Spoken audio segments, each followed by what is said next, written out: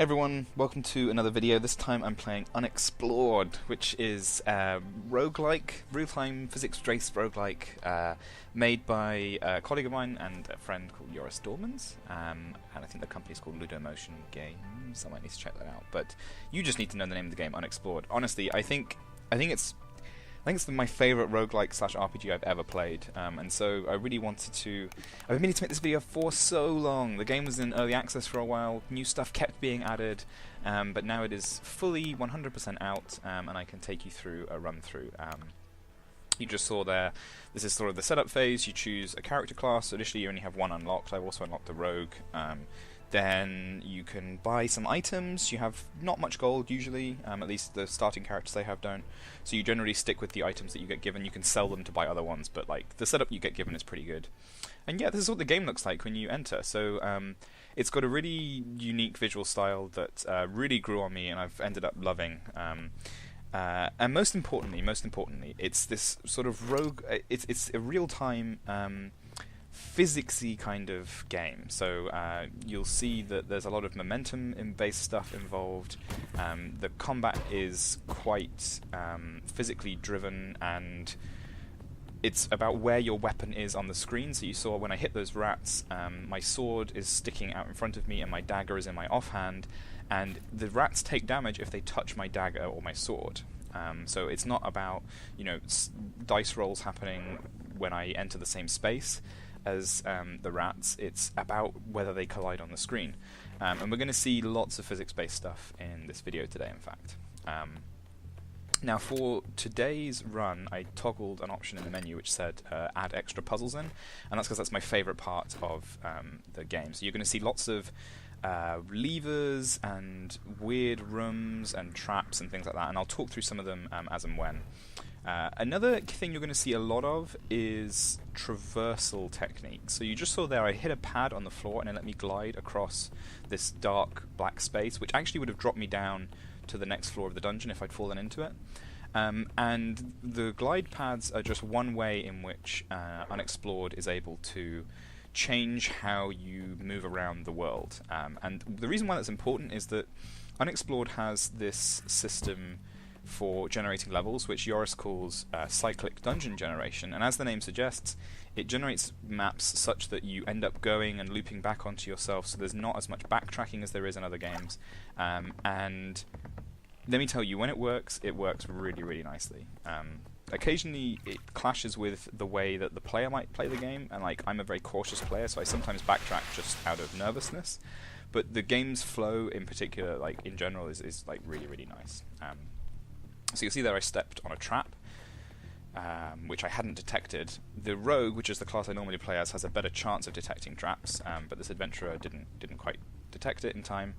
And everywhere you're going to see evidence of things that you've probably seen in other games, particularly other roguelikes, but implemented maybe slightly differently. So in a roguelike, normally when you take a step forward, it would do like a dice roll on whether you notice this trap that's in front of you. And in this game, it's more like if you stand still for a particular amount of time, or if you spend a certain number of seconds in proximity to the trap, it will work out whether you detect it based on your skill. So if you charge through a room, you don't have as much time to detect traps, whereas if you move very cautiously, you're more likely to detect them. And that's such like a small change, and like in some ways it's equivalent to the way it happens in turn-based roguelikes, but it feels totally different here because this is about how fast or how slow you're playing the game, which is not something that really factors into most roguelikes, most turn-based games.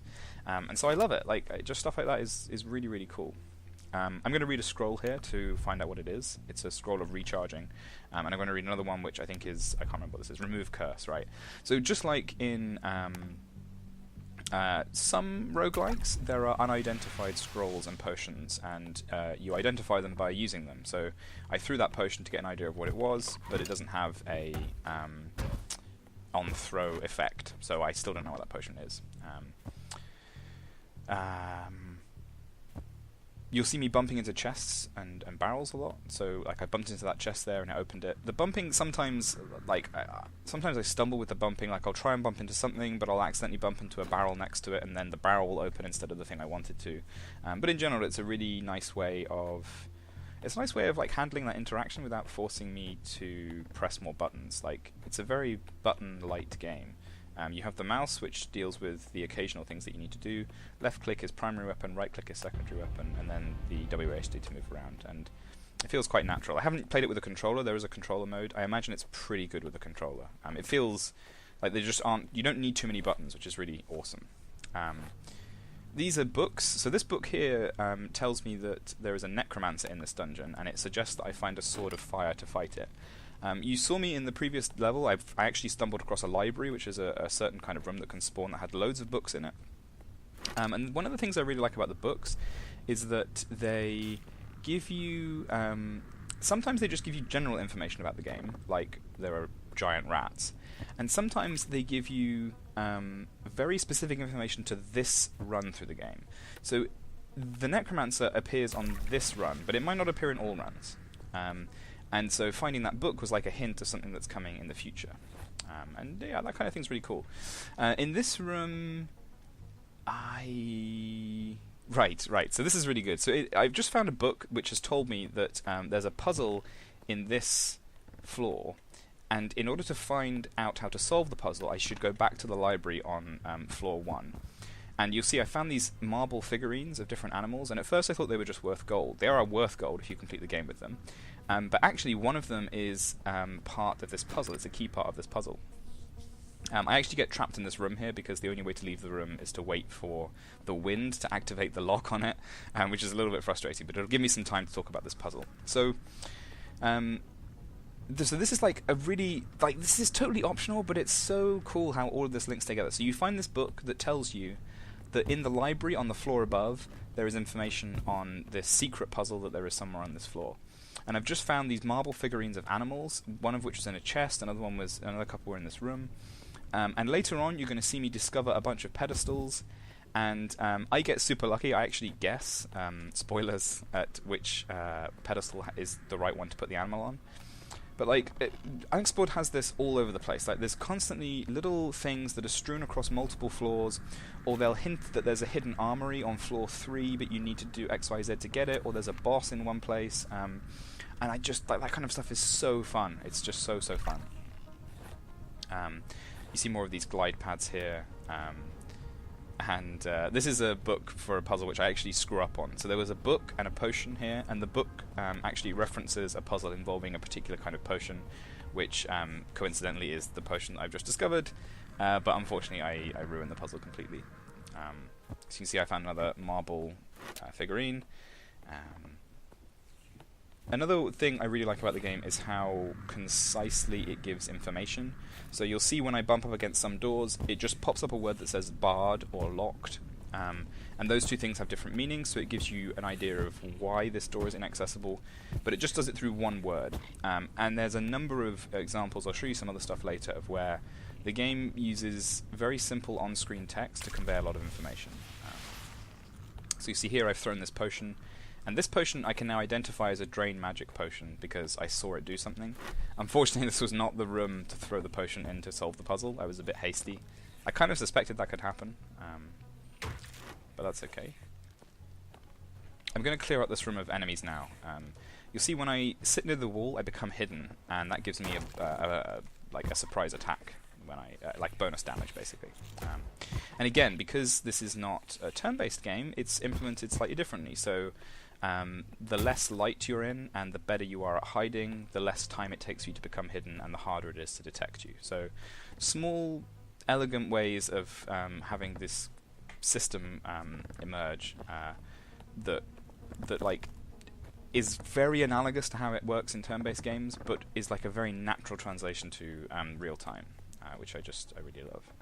You can see a down staircase here, but I'm actually going to go back and look around the level a bit more. The map in the top left shows me the areas I've discovered, and sometimes you won't know for sure like how big the level is. Like not every level takes up all of the space in the square that you can see, but often you know that, oh, I forgot to go through that door, so you'll go back and have a look. So here I kind of realised that these pedestals in the middle of the room are the ones referred to in that book, and I contemplate going back up to the top floor, but I decide that that wouldn't be good for the video, so I have a stab at it. This is like your inventory. I mistakenly think I have to throw it onto the pedestal, but you can see in the bottom right hand corner there's like a 3x3 square of items in my quick inventory, and then you've got this bigger inventory here, and there's some special rules about the differences between those two inventories. I'll talk to you about that maybe in a minute. I'm actually going to equip this staff. So by solving that puzzle, this chest appeared, and in this chest I saw this awesome staff, and the staff fires magic missiles. It's going to save my butt later on in this video. So that was really cool. Okay, I think I'm going to go down these stairs here. One of the things that's I occasionally get confused by, and you'll see me get confused by it here, is I've gone down to this special floor of the dungeon, but floors don't always have access to the floors below. This is actually a special sort of bonus area that I found, and I will have to backtrack later, and I don't quite originally realise that that's why. So on this level you'll begin to see some of the area of effect stuff that happens. So you saw a little bit of smoke there. That smoke obscures your view. Sometimes it hints that something is happening, like a fire. This is also what fire looks like. So I stepped on a fire trap here. And again, this is something I really like that's been translated from more traditional roguelikes. The vegetation on the floor caught fire, and so it spread to other parts of the room.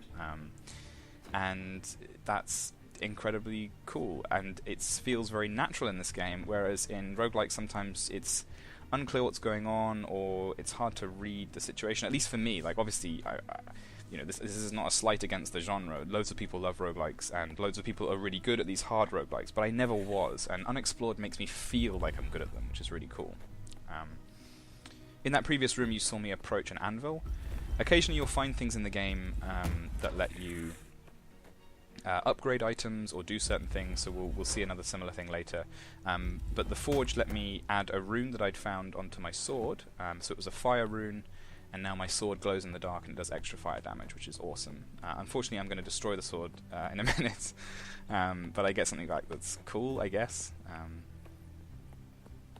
You'll see me pick up these keys occasionally. I don't really talk about this very much. Some things are locked and you pick up keys and they unlock them.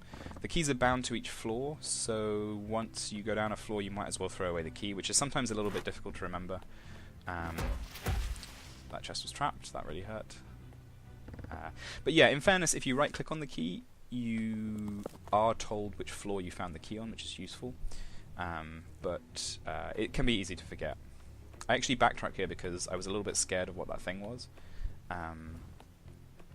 But I got it wrong. This isn't the floor that I have to go back from. That happens later. Anyway. So yeah, the difference between the two inventories is if you have... So for example, if you have a throwing weapon... I'm just going to drink this potion. It turns out to be a potion of speed. So yeah, if you have a throwing weapon and you throw it at someone, and there's another throwing weapon in your quick inventory, it automatically comes into your main hand. So whereas if it's in your larger inventory, it won't automatically be used. So I think there's a lot of sort of automatic use things that don't trigger on things that aren't in your quick inventory. So the quick inventory is for stuff that you really need right now. Now on this floor is another example of really cool interactions that the game makes very obvious and very simple to understand. I'm actually just going to have this duel with this goblin. Oh, it's a kobold, sorry. I decide that I don't want to fight him because he's got a shield. And shields sometimes... So he's got a spear, actually, which is more dangerous. So different weapons have different reaches, and the spear has a really long reach. And because I'm playing quite aggressively, I just decided to play it safe and blast him with the magic missile. So what you're going to see here on this level is occasionally... well, actually, I'll explain that once I get outside, because this thing freaked me out. I'd never seen this before. So I moved up to this thing, and it just came up with this text that said, "Strong are your arms," and I was really unsure about what was going on, because Unexplored is just full of traps and things which are terrible. Turns out this is an altar, which is something which is very common in roguelikes, again. I try and offer it this magic missile staff as a sacrifice, but it doesn't want it, so then I think maybe it wants physical weapons, because it mentions strength, and it ends up giving me this bow. Unfortunately, I don't have any arrows for this bow, so I never find out what the bow does, which is a shame. But it also means that I have to come up with another idea. So I switch my weapons out. I take on the shield and a spear instead. So I lose my cool fiery sword before I even got to use it. So yeah, what you're going to see as I move around this level is you're going to see this pink gas, and pink gas is explosive, which means if it contacts fire in any way, like the lava in the middle of this room, it will catch light and spread really quickly and burn anyone or anything that it touches. And on this floor are several vents that every few seconds will put out a burst of explosive gas. And because the level is also covered in lava, it means that as you move around the level, the world is constantly filling up with explosive gas and then igniting itself, and you have to sort of run away to avoid being set on fire. And it's just good. Like, it's a fun system. The system is easy to read because you can instantly see, like, oh, there's gas here and there's fire here, and the fire is moving, and like everything makes sense. It becomes very intuitive to remember what these interactions mean and how to avoid them. And later on, you'll see me use them to my advantage as well. I'll talk about that when that happens. So I'm frantically, like, I want this gas to be ignited so I can move through the room, but I don't want to, like. So eventually, I sort of just chance it. I think I get some more potions and scrolls here, but I decided to run away to test them in another room. One of the things the game's really good at is giving you this knowledge of things that you hear, but it conveys it visually. So at the top of the screen you can see I saw tap, tap, tap, tap, tap, and occasionally you'll see text from the darkness of other rooms, like the noises of rats moving around, or dragons, or stuff like that. And it's really good at giving you forewarning about things that are nearby. And again, like in another game, that would be either just conveyed through audio, which is really bad for various reasons. I use a potion which turns out to be a gas potion here, which is bad, but now I've identified it at least. But yeah, like in other games that would just be an audio cue, and in some games you wouldn't even hear it at all. It would just appear in the log, like the log in the bottom left-hand corner. But like, it's easy to forget to read the log, and so Unexplored has this, like, by presenting it with that text as well, it makes sure that the player is much more likely to notice it. And it's just clever, like it's just intuitive and clever, and I like it a lot. So this scroll here turns out to be a scroll of Enchanting, which means I get to click one of my items and it gets a bonus. So I choose the sword and I decide to switch out the spear for the sword. I'm actually not very good with the sword. You'll see here that each weapon has a different attack animation. So you can just sort of move around and bump into stuff, which I do a lot, and that will damage them a bit. But in order to get full damage from your weapon, you have to left-click to use it. And so for the spear, you just sort of thrust it in front of yourself. But for the sword, he does this 360 spin around himself. And what that means is that if someone is slightly to your left, you might not instantly hit them with it, and so it requires a bit more skill to use. You'll see here I ended up next to these turrets, and they fire flames at people, and there's also a vent spraying poisonous gas, so I get out of there as quickly as possible because that's really explosive. And I'm burning. Like you can see, I'm taking so much damage from those turrets. I actually take a healing potion. The healing potions are interesting because they're automatically used if your health is too low, whereas other things like rations heal you over time and you have to manually use them. I don't know whether, like there I used a healing potion anyway. I didn't really need to do it. I don't know if there is ever a reason to use a healing potion. I don't think there is. So you can see I'm now trying to make my way out of this level. So this is the level that doesn't actually have an exit. I just have to sort of backtrack. And so I make my way back. But this was a bonus dungeon, and I got a cool bow, which unfortunately I won't get to use, and I got a cool sword +1, which is nice. So this was definitely worth exploring. And now I can go back and find the other staircase down and continue onwards. One thing I want to really emphasize here is how varied this game is. Like, I played it a lot during early access, and every time I played it, there was something that I'd never seen before, like a whole different type of level. Like this thing here, I have no idea what this is. I've never seen it before. I'm super terrified of it. In a minute I'm going to throw an item into it to see if that does anything. I just completely chickened out. Like I did not want to find out what that was. But yeah, like on some levels you might see a bit of water, and then suddenly you come to a level that is all water. Like this one has a large water section. And then you get levels which are like full of lava, and then sometimes they're lava but they're mazes, and sometimes it's lava but it's like a tight, like an open arena area.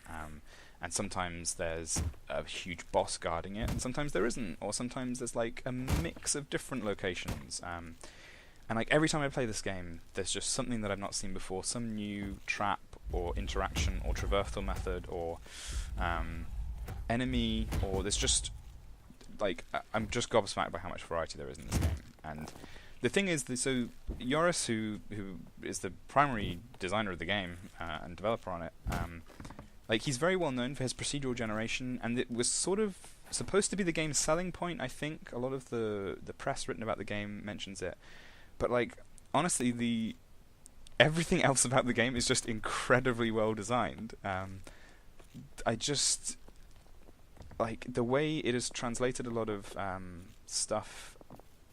I don't know. It's such an amazing game. Like the procedural generation is just a small part of it. So I see these two big salamanders here, and I decide what I'm going to do is I'm not going to fight them. I'm going to throw a gas bomb at them and then light it with a torch.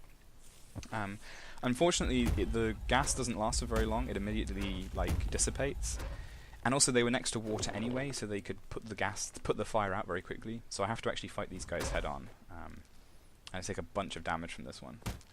And that's partly because the sword's a little bit harder to use, so I end up mistiming the swing, but I get him eventually. Just timing it out. There we go. But yeah, it's so like it's supposed to be a big deal of its procedural generation, and the procedural generation is really good. Like sometimes it is so clever with its cycles that you don't see them coming. Other times, like at times, I've felt like maybe it's gameable, or you start to get a sense for how things are going to go. But the procedural generation in general is really good. But the thing is, like everything else about the game is even better. I'm going to light this torch here so that I can see in this dark room because I don't feel good about it. Yeah, like for all its fancy procedural generation, it's just a really solid adventure roguelike RPG game. Like there's so many secrets, there's so many unlockable things. There's so many surprises. You can turn up the bosses, you can turn down the bosses, you can turn up the puzzles, you can turn down the puzzles. There are daily challenges, there are weekly challenges. Sometimes the monsters are asleep and you have to avoid waking them up. There's just so much in this game, and it's just fun. It looks so different. It plays differently to any roguelike I've played before.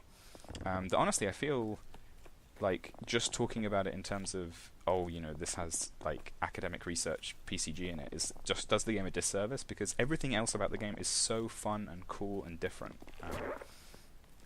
The door closing there wakes up those I think they were rats, or maybe they were foxes. No, they're wolves. They're wolves.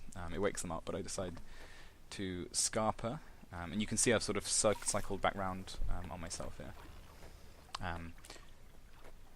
So we're coming up to the end of the video. I think I'm gonna do one last. Oh yeah, I remember what I do. I go in and fight some like salamander lizard things, and then I actually jump down into the gap. This is something which is in other roguelikes. The idea that you can like fall through to the lower floor of the dungeon, and basically you take a load of damage. I actually instantly drink a healing potion, which means I drop to 0 hit points.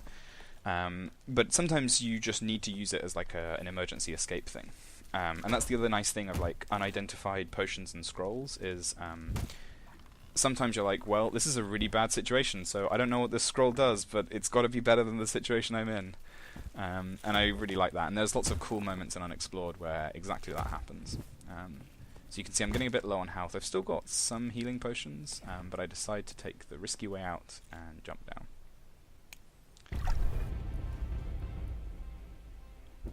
So this is the Gallery of Cunning, which is something I've read about in one of the books I found earlier on.